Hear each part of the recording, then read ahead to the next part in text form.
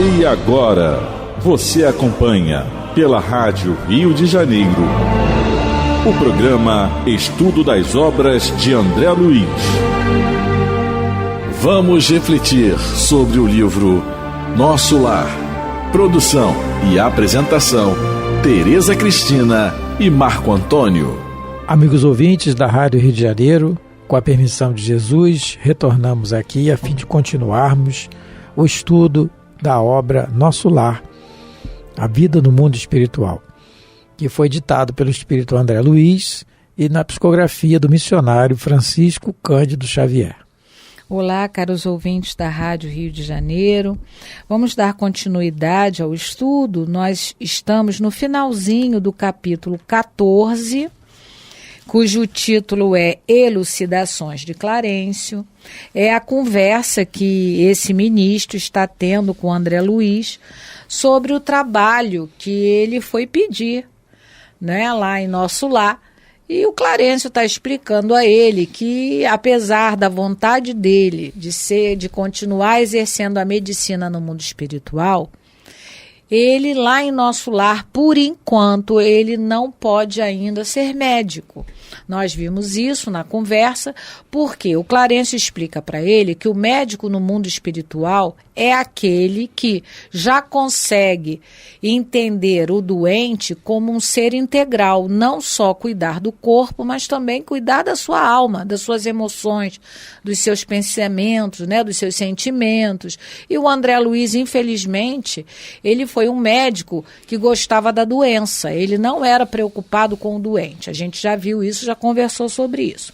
No último programa, a gente conversou sobre essa questão que o Clarencio diz que, apesar de todas as imprevidências dele enquanto médico, ele tinha uma ficha no Ministério do Esclarecimento e que o ministro acessou para ver quais foram as notas. O Clarencio fala exatamente assim: eu fui no Ministério do Esclarecimento e vi as suas notas lá na sua ficha de médico.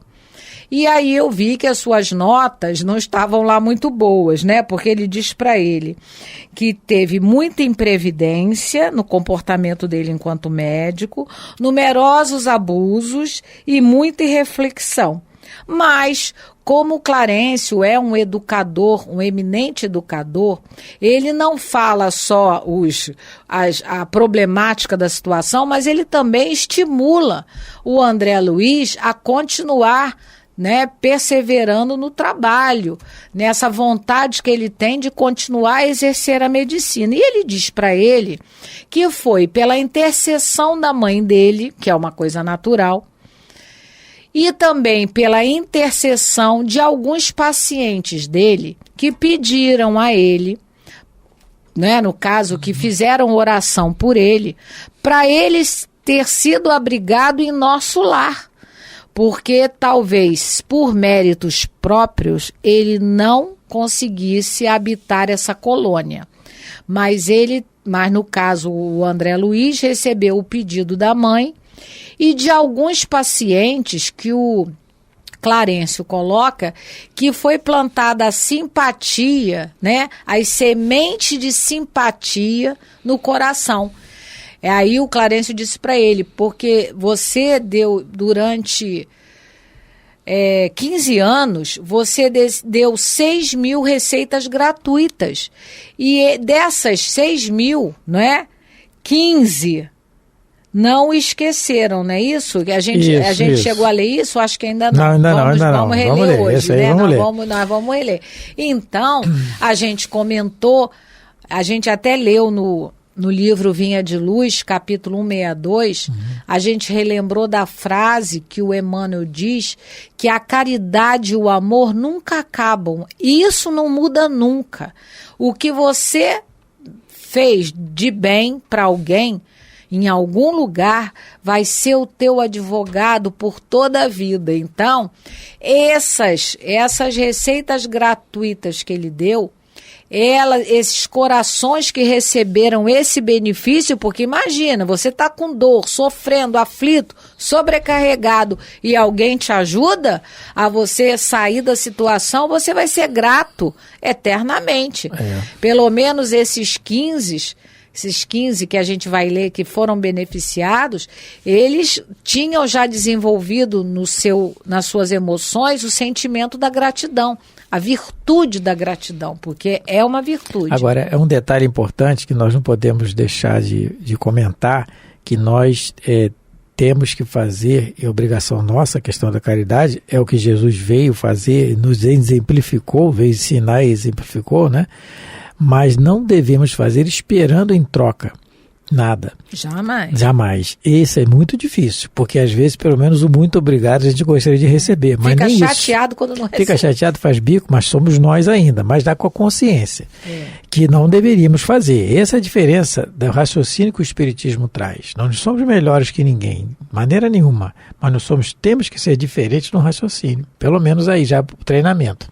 Nós pesquisamos aqui. Só a questão da caridade, nós lemos aqui no Obras Póstumas, sobre a questão da retribuição. No livro Obras Póstumas, que é a compilação de algumas coisas que Kardec escreveu e que foi editado depois, no capítulo 35 do livro Obras Póstumas, Kardec fala assim, e o título é Fora da Caridade não há salvação. Ele fala assim, olha o relato de Kardec, muito bonito. Estes princípios, para mim, Allan Kardec, não existem apenas em teoria, pois que eu ponho em prática.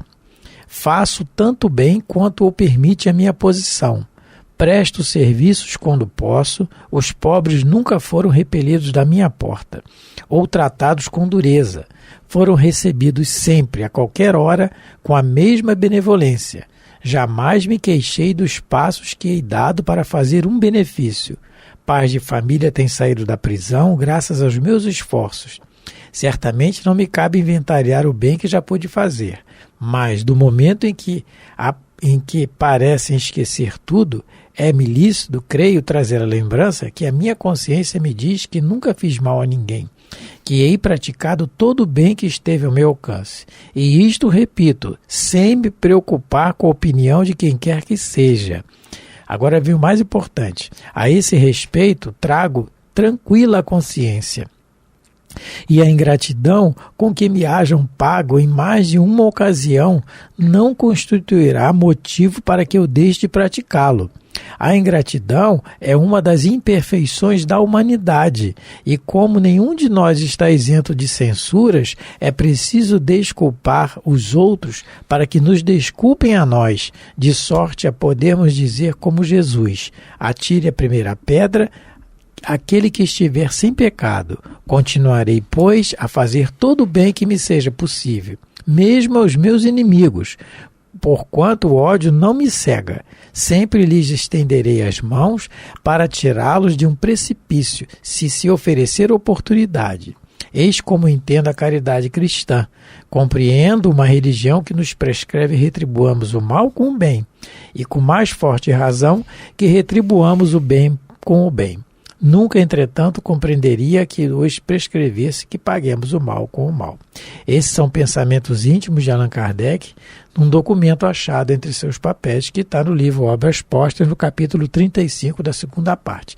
É muito bonito o dizer dele, está reconhecendo, ele está dizendo, mas o mais importante, que não espera a gratidão, porque a ingratidão é uma das imperfeições nossas ainda, enquanto espíritos endividados aqui na Terra. Isso. Então, olha, vamos reler, estamos no final do capítulo do 14. Parágrafo. Tá. Do capítulo 14, o parágrafo que nós vamos ler é o 22º, já mais para o final. Na maioria das vezes, praticou esses atos meritórios, quer dizer, as consultas gratuitas, absolutamente por troça, mas presentemente pode verificar que mesmo por troça o verdadeiro bem espalha bênçãos em nossos caminhos. Desses beneficiados, 15 não esqueceram. Esses já são aqueles que já desenvolveram a virtude da gratidão. E têm enviado até aqui veementes apelos a seu favor. Então, esses 15, dos 6.000, não esqueceram do Dr. André Luiz. Como a gente colocou, deviam estar sofrendo muito, talvez, né? E eles oram pelo Dr. André Luiz, com certeza pedindo a Deus que Dr. André Luiz, né, esteja em um bom lugar, porque a ser um médico famoso, todos souberam da sua desencarnação. E a gente sabe que ele ficou um bom tempo no umbral, né? Nas regiões mais complicadas, né? Com seus tormentos interiores, né? Com os seus tormentos interiores. Então, esses 15 não esqueceram e pediam por ele. Pediam. E talvez, se ele tivesse, não é, combatido o próprio orgulho antes, ele teria se beneficiado bem antes de todas essas orações e dos pedidos que a sua mãe fazia a Clarencio, porque ele nunca esteve abandonado, a gente já viu isso. Ele, por estar em trevas interiores, ele não conseguia ver senão as trevas exteriores. Por quê? A morte, ela é, na realidade, um espelho da nossa vida interior. Como ele desencarnou, não é? Revoltado, claro, imagine, ele médico, por que ele tem que morrer doente? Não é? Por que ele não se curou? Isso já, com certeza, fazia parte dos pensamentos dele de revolta, de tristeza. Ele chega muito, não é, muito perturbado, e essa perturbação dentro dele era como trevas, e ele não via nada. A partir do momento que ele realmente pensa, deve existir um Deus, um Criador que toma conta de tudo, quando ele faz aquela oração sincera, aí ele vê o Clarencio, que diz para ele, eu já estive aqui várias vezes, né? Ele não vê ninguém, porque ele estava muito fechado em si mesmo. Então, no caso, né? Se ele tivesse feito essa oração sentida antes, esse benefício aqui dessas intercessões teriam chegado nele muito antes, e ele está tendo, né, conhecimento delas agora que o Clarencio está dizendo para ele, porque tem enviado até aqui veementes apelos a seu favor. Pessoal, esses 15 eram eternamente agradecidos a ele. Realmente, veementes faz apelos. Imagina se os 6.000 tivesse atendido como atendeu talvez um desses 15, não sei. Porque se tivesse atendido diferente, né? Os apelos seriam bem maiores, né? Olha só, aí ele continua. Peraí, só um pouquinho. Só para terminar aqui, o que ele vai dizer. Devo esclarecer, no entanto, que mesmo o bem que proporcionou aos indiferentes surge aqui ao seu favor. Aquela página do Emmanuel. Mesmo aqueles que não se lembram dele, o favor que ele fez serve de intercessão para ele. Porque tiveram os 5.985 esqueceram, que só 15 lembraram. Tem as contas, né? Gente, para fazer. 5.985 pessoas que receberam o receituário, esses foram indiferentes. Mas mesmo assim, ele está recebendo o benefício, porque foi o bem que ele fez, mesmo por troça, alguns por troça, mas é aquele bem que vai ser o seu advogado em qualquer lugar, a qualquer hora. E aí a gente pode falar assim, poxa vida, mas será possível que nem agradecimento foi feito, foi consulta de guerra, que ingratidão, mas e que nós fizemos com Jesus? Num domingo ele entra em Jerusalém, não é? Com tapetes. E todo mundo tirou os ramos das árvores para saudar o filho de Davi. 5 dias depois, nós crucificamos ele e escolhemos Barrabás. Né? Então, a ingratidão maior que essa ainda na Terra não houve. Mas, voltando aqui o que o ministro fala para ele assim, olha, o verdadeiro bem espalha bênçãos em nossos caminhos. E no final ele diz que o mesmo bem que proporcionou aos indiferentes surge aqui a seu favor. Isso é muito interessante. Muito interessante mesmo. Eles não agradeceram, então, mas não se perdeu. Façamos o bem. No livro, tem um livro chamado Perante Jesus. Achamos aqui. No programa passado, a gente estava entre o intervalo aqui da gravação, onde é que está essa frase? Graças à santa internet. E aos espíritos. E aos espíritos nós achamos, claro. Está aqui, Perante Jesus, o nome do livro. E o título da página é Remuneração Espiritual. O livro é Perante Jesus? E Perante Jesus, é do Emmanuel. É ditado pelo Emmanuel. E aí, capítulo 4, Remuneração Espiritual. E o Emmanuel pega a frase de Paulo na sua carta a Timóteo, na segunda carta de Paulo a Timóteo, em que ele diz assim, para Timóteo, olha, o lavrador que trabalha deve ser o primeiro a gozar os frutos, não é? E aí ele fala assim, no meio da parte que mais nos interessa, ele diz assim, toda vez que a justiça divina nos procura no endereço exato para a execução das sentenças que lavramos contra nós próprios, porque tudo a gente lavra contra nós, segundo as leis de causa e efeito, se nos encontra em serviço ao próximo, manda a divina misericórdia que a execução seja suspensa por tempo indeterminado. Então, ele diz assim, se nos encontra em serviço ao próximo, não disse nem de que maneira, serviço ao próximo, que é o que o André Luiz fez, mesmo que seja por troça, manda por isso que é divina misericórdia, que a gente não entende. Se fôssemos nós, não faríamos isso. Mas a misericórdia aqui é divina. Que a execução seja suspensa por tempo indeterminado. Porque não é que foi quitou a dívida, não é isso. Foi suspensa por tempo indeterminado. Uma nova oportunidade, né? Mas aí no final ele acrescenta. Ele conclui. Reflitamos nisso e concluamos que trabalhar e servir em qualquer parte ser-nos-ão sempre apoio constante e promoção à vida melhor. Então, trabalhar e servir, o que o Emmanuel está explicando, né? Ele está dizendo que o trabalho atrai simpatia e colaboração sempre. Sempre. Então, toda vez que a gente estiver no trabalho do bem, que não é o trabalho ao bem próprio, é o trabalho ao bem da comunidade, ao bem do próximo, né? Porque o trabalho para si mesmo é obrigação. Não estamos fazendo nada demais. Mas quando a gente parte para servir ao próximo, trabalhar melhor para que o próximo seja feliz, a gente já não viu que a abnegação quer dizer isso?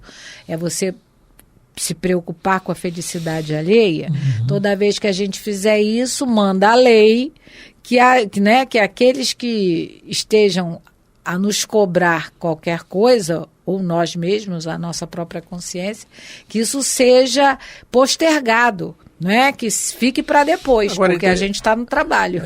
Sempre. Agora, é interessante que o Emmanuel faz uma relação da remuneração espiritual que o trabalho proporciona. Porque ele proporciona o trabalho, o dinheiro, né? Remuneração, dinheiro. Agora, tem o salário amoedado. Mas tem a remuneração espiritual que ele proporciona. Ele diz assim, acende a luz da experiência, ensina-nos a conhecer as dificuldades e problemas do próximo, induzindo-nos por isso a respeitá-lo. A gente pode até não fazer, mas induz a fazer isso. Desenvolve a criatividade e a noção do valor do tempo, nos imuniza contra os perigos da aventura e do tédio, dilata o entendimento, amplia-nos o campo das relações afetivas e atrai simpatia e colaboração, né? Então, são as remunerações espirituais do trabalho, e principalmente quando nós nos dedicamos a fazer bem feito, né? No caso do André Luiz aqui, do tratamento ao doente. Ao doente. E aí vamos continuar no parágrafo 23.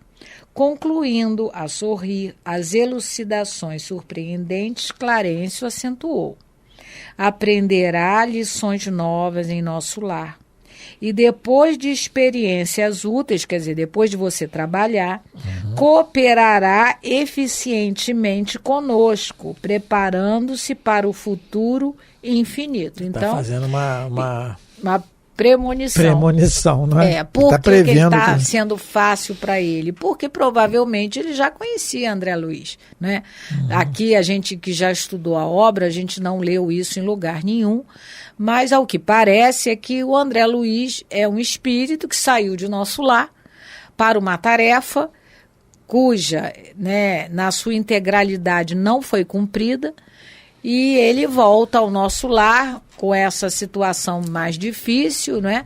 E por isso o Clarencio, conhecedor já de quem é esse espírito, já faz essa premonição, porque sabe o potencial que esse espírito traz. Apesar de ter falido aqui enquanto encarnado, porque a maioria de nós, a gente, como ele mesmo vai dizer, os completistas na Terra são raros ainda. O que é um completista? É aquele espírito que sai do mundo espiritual com uma programação e consegue cumprir essa programação integralmente. Ele não erra nem com ele, nem com a família, nem com a sociedade, porque o André Luiz vai dizer nos livros mensageiros que a gente pode errar numa área dessas ou em todas, né? Nas 3 áreas, consigo mesmo, com a família e com a sociedade. O André Luiz, coitado, ele tem a triste notícia que ele, como nós, não é? Infelizmente, cometemos erros com a gente mesmo, com a família e com a sociedade. Todos nós, quando encarnamos, nós somos tutelados de algum lugar, de algum grupo espiritual. Seja numa colônia como o Nosso Lar, seja num posto de socorro, seja em qualquer... Mas nós somos tutelados de alguém.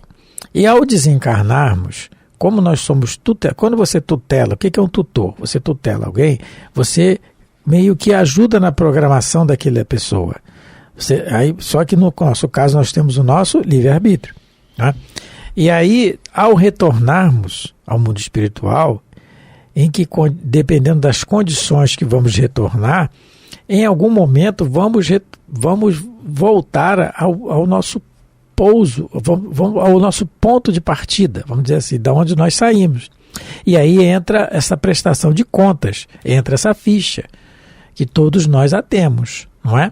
Então, nesse sentido, é que ele diz aqui, aprenderá lições novas. E aí, novamente, nós vamos recapitular algumas coisas e dependendo do nosso interesse, vamos aprender lições novas, sim. É que nós estamos vendo aqui, no caso do André Luiz, é o interesse dele em aprender, ele está se submetendo àquilo que deve ser feito, está sendo obediente. Isso, o nome disso é disciplina, que é o que nós temos que exercitar no nosso dia a dia, porque vai ficar muito difícil para qualquer um de nós que não fizermos isso aqui agora, não é? E podemos partir amanhã, daqui a pouco, a gente não sabe a hora, né?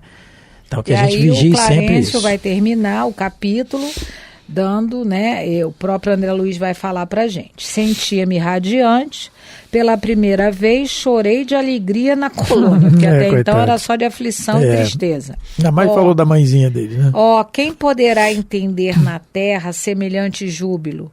Por vezes é preciso se calhe o coração no grande eloquente silêncio divino. Então, André Luiz concluiu aqui que, graças a Deus, ele não pode ser ainda o médico no mundo espiritual, mas ele pode ser um trabalhador a serviço de Deus no mundo espiritual, porque a gente continua vivo. É a grande mensagem do livro Nosso Lar, é que todos nós continuaremos a ser o que éramos aqui enquanto encarnados, sem mudança radical alguma.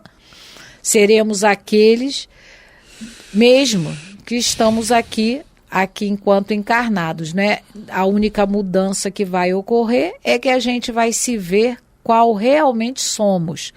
Porque, repetindo novamente, a morte é apenas um espelho da nossa vida íntima, de quem realmente nós somos. Então, semana que vem entraremos num novo capítulo, desejando a todos muita paz e as bênçãos de Deus. Muito obrigado pela atenção, pelo carinho, que Jesus continue nos abençoando. Fiquem com Deus. A Rádio Rio de Janeiro apresentou o programa Estudo das Obras de André Luiz. Produção e apresentação, Tereza Cristina e Marco Antônio.